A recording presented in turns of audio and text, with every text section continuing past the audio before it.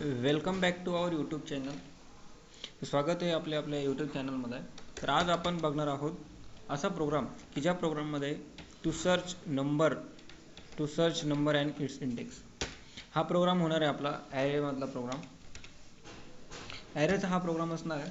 या प्रोग्राममध्ये आपण बघणार आहेत की आपण समजा युजरने एखादा नंबर एंटर केला आणि नंबर एंटर केल्यानंतर सिस्टमने आपल्याला सांगितलं पाहिजे की हा नंबर या ॲरेमध्ये प्रेझेंट आहे आणि याचा इंडेक्स हा आहे.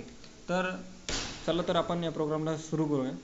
तर यासाठी आपल्याला एक ॲरेची गरज पडते. त्यासाठी आपण एक ए नावाचा ॲरे या ठिकाणी डिक्लेअर करून घेणार आहे आणि याची साईज आपण आपल्या मनानुसार देणार आहे. समजा आपण एखाद्या ॲरेचा युजरकडून इनपुटसुद्धा घेऊ शकतो.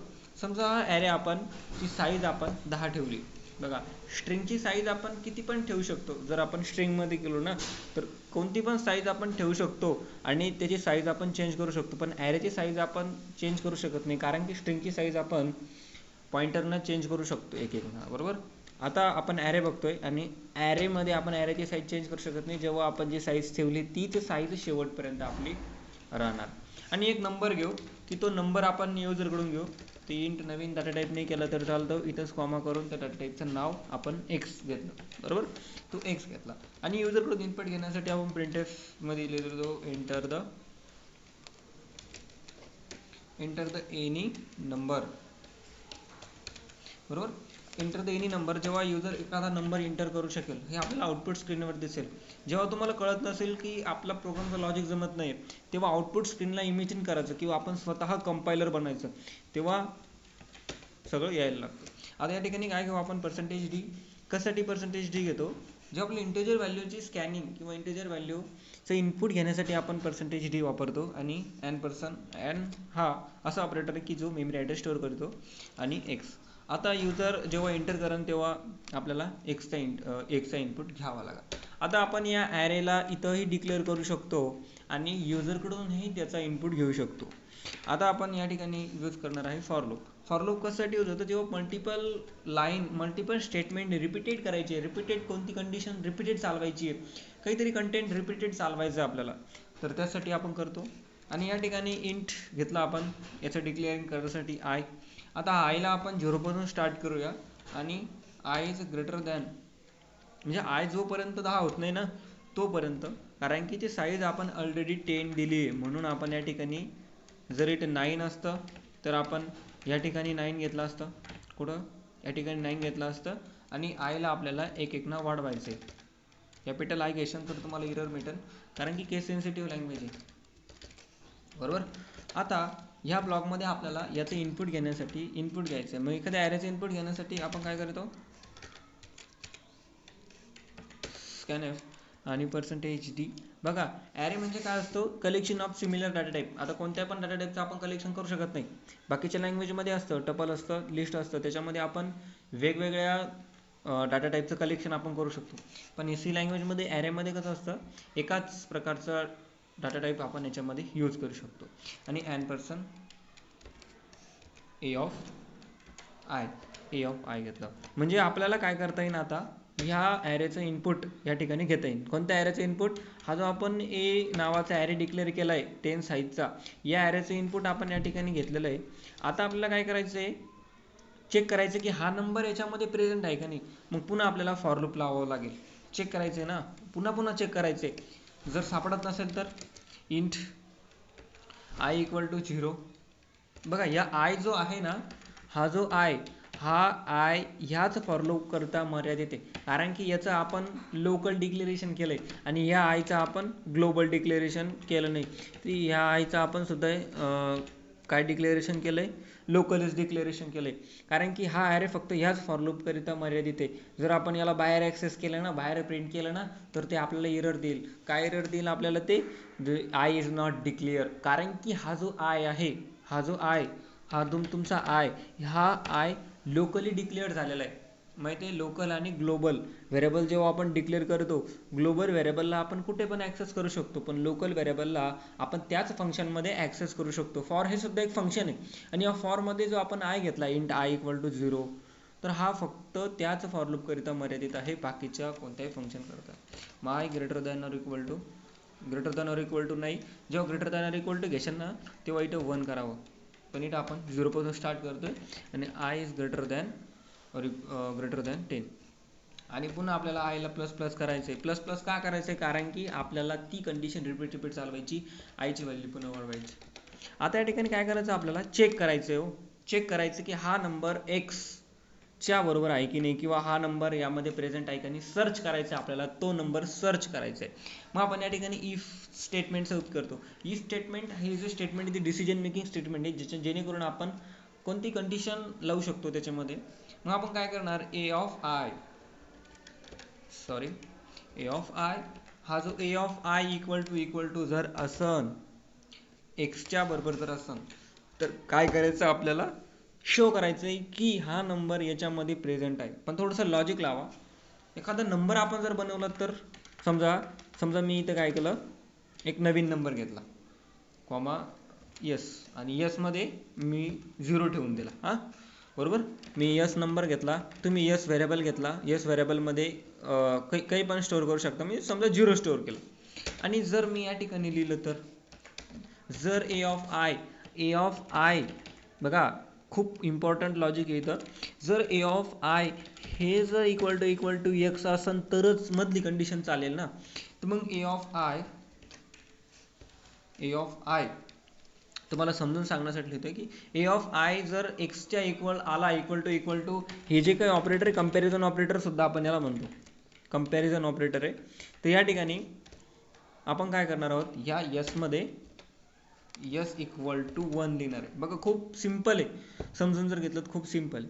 बघा समजून घेतलं ना तर खूप सिम्पल आहे. सुरुवातीला आपण काय केलं, या यसमध्ये 0 ठेवून दिलं, आणि जर ही कंडिशन सॅटिस्फाय झाली ना तर यसमध्ये 0 टाका आणि एक नवीन व्हेरिएबल बनवू, पुन्हा एक यस नवीन व्हेरिएबल बनवू. तर नवीन व्हेरिएबलचं नाव आपण काय पण देऊ. समजा मी या ठिकाणी बी दिलं नाव, आणि या बी मध्ये आपण बी इक्वल टू याला पण 0 ने इनिशियलाइज करू, काही फरक पडत नाही. तुम्ही कोणतंही लॉजिक या ठिकाणी यूज करू शकतात, ओन लॉजिक यूज करू शकतात, प्रोग्रामला अजून रिड्युबल मॉड्युबल बनवू शकतात, मॉडेल प्रोग्रामला तुम्ही बनवू शकतात. आता या ठिकाणी काय करायचं आहे, मला या मला इंडेक्स पण पाहिजेत ना, एखादा नंबर या ॲरेमध्ये आहे की नाही त्याचा इंडेक्स पण मला हवा आहे. मग मी काय करणार, ह्या बीला आय मानणार, म्हणजे आय मधला जो नंबर आहे, म्हणजे आय जर 0 झाला, बघा मी या ठिकाणी 0 पासून का स्टार्ट केलं, कारण की मला माहिती आहे की ॲरे कुठून सुरू होतो, 0 पासून सुरू होतो. मग आपल्याला प्रॉब्लेम तर काही येणार नाही, 1 पासून पण सुरू करू शकत होतो, पण 0 पासून ॲरे स्टार्ट होतो. म्हणून कधी पण लक्ष ठेवा की आयला 0 पासून स्टार्ट करायचं, किंवा वेगळं तुम्ही काहीतरी दुसरं काम करताय तर 1 पासून सुरू केलं तरी चालतं, आणि इथे greater than or equal to टाकायचं. पण इथं आपण 0 पासून स्टार्ट करतोय, फक्त लेस दॅन इन म्हणजे आय लेस दॅन म्हणजे 10 ग्रेटर दॅन आय असं, बरोबर.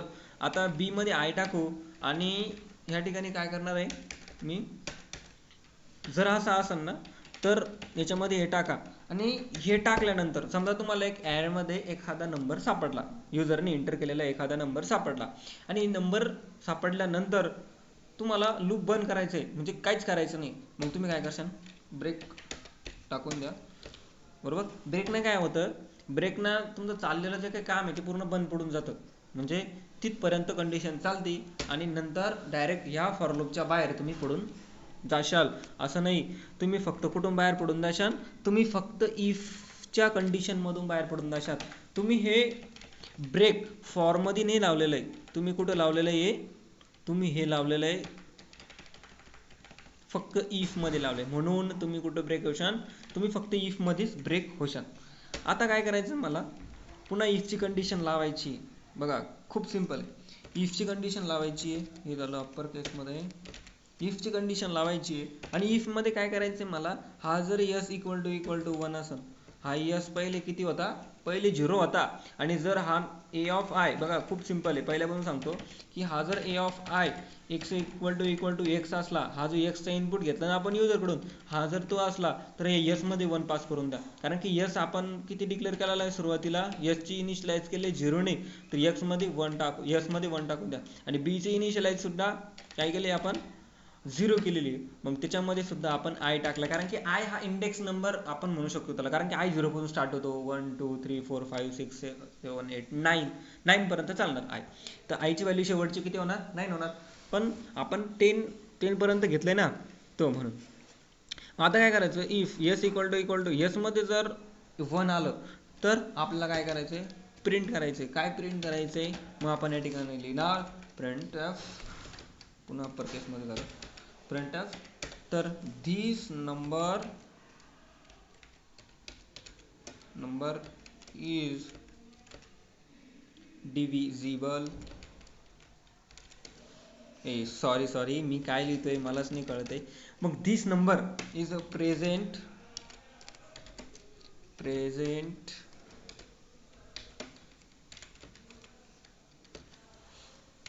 In this array. तर तो नंबर या ठिकाणी प्रेझेंट आहे आणि इट्स इंडेक्स बघा, इट्स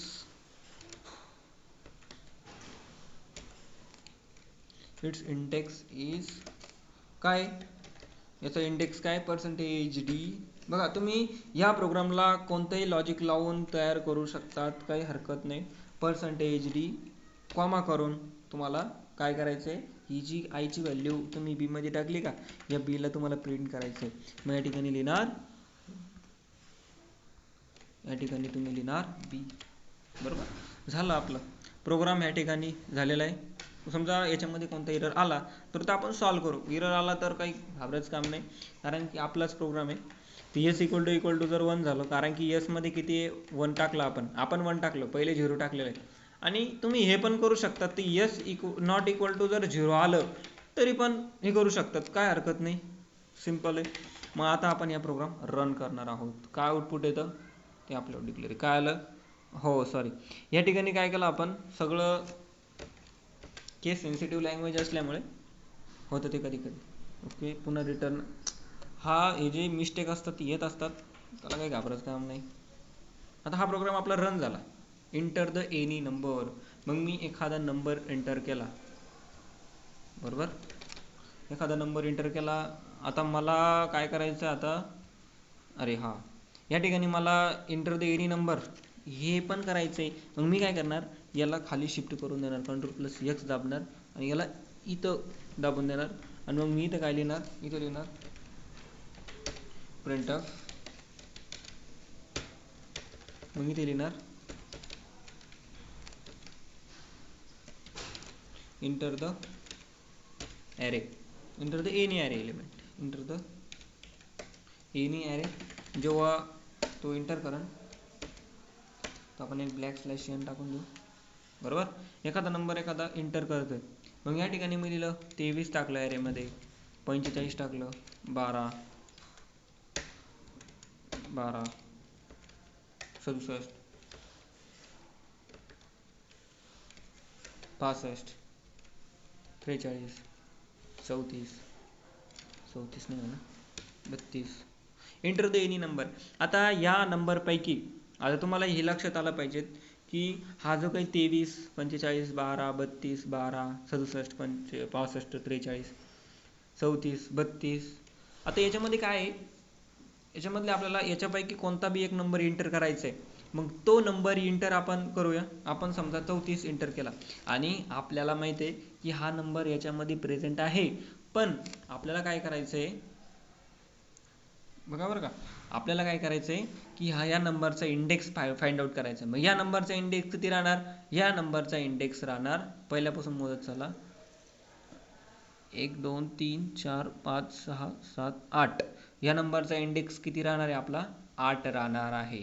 बरोबर, या नंबरचा इंडेक्स राहणार आहे 8.